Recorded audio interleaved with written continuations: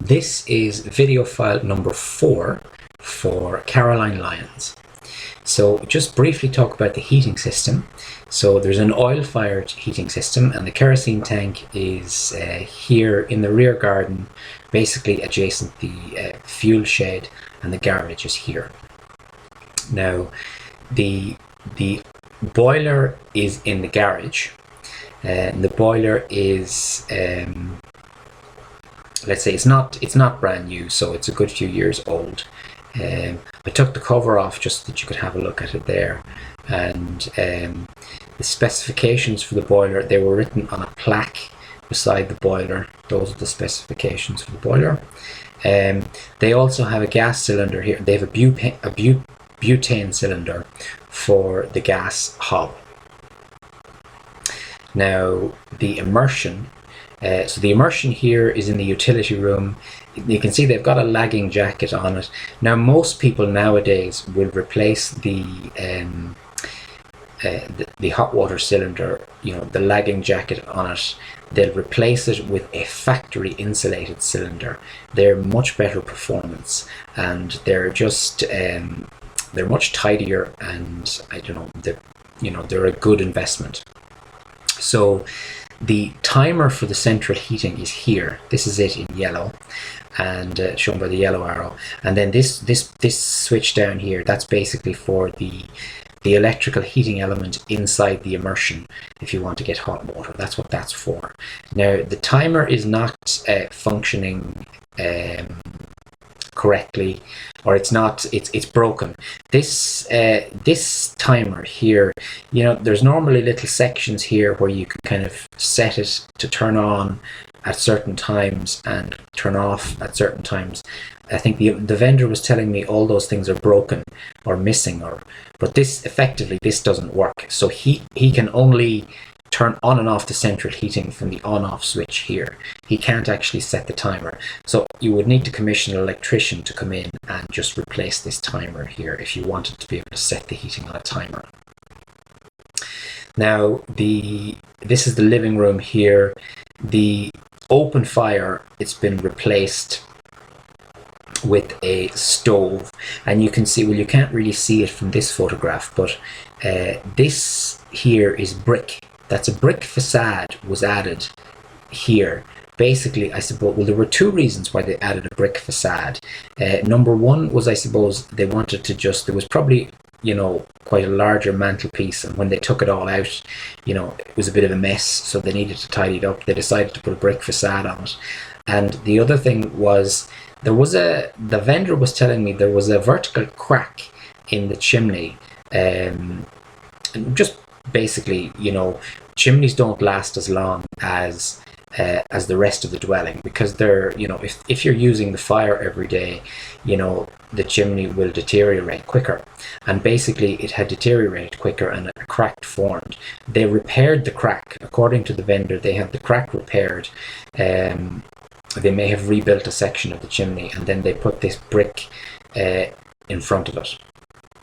And that's going to be, let's say, a solid fuel stove there that they've put in. Now, that's the stove there again. You can see the brick. They just put a brick face on the front of the chimney. This is an ash box here, so it collects ash, and it's actually an ash box. It's not for this stove. It's an ash box for the stove on the opposite side of the wall, the large stove in the kitchen. So if I show you here, this is the large stove in the kitchen. The vendor normally burns turf in it, so he normally gets quite a lot of ash in this ash box, and he would empty that out periodically. Now, so that's the stove there in the kitchen. This stove has a back boiler on it, so it can be used to heat the water.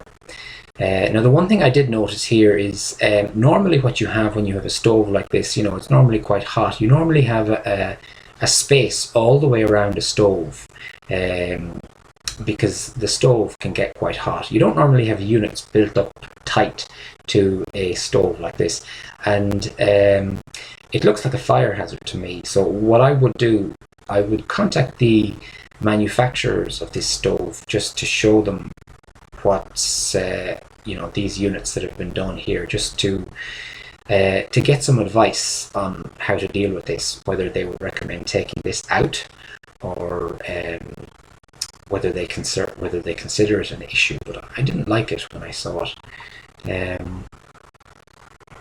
So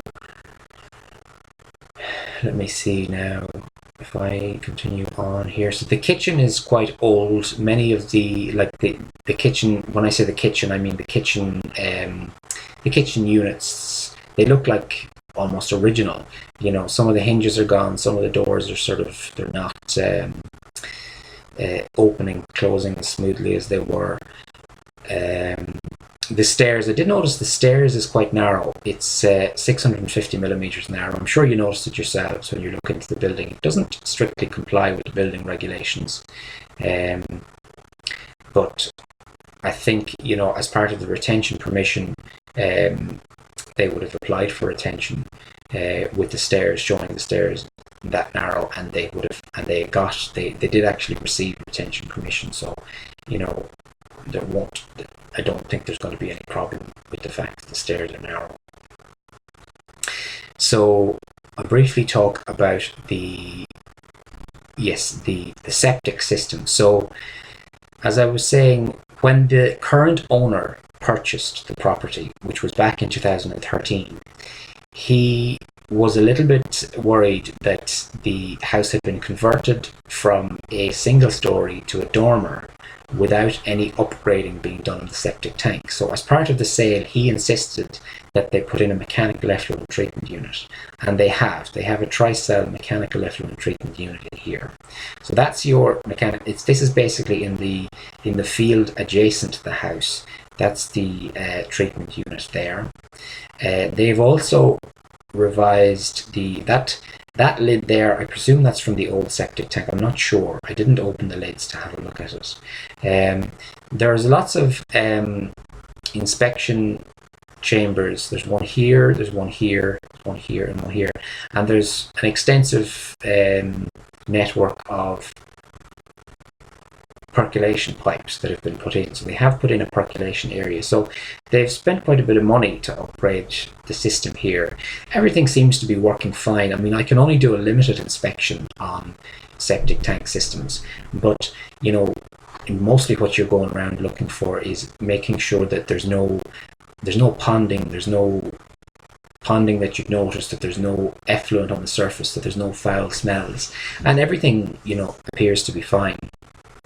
So that's just a close-up of the tri-cell unit there. Now, this is the rear of the property here.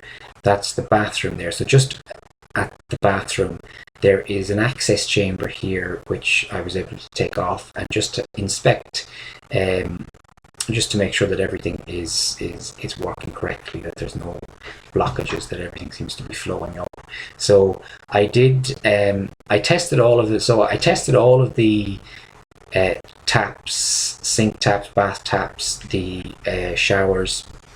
I tested everything, flushed all the toilets. Everything seems to be flowing fine.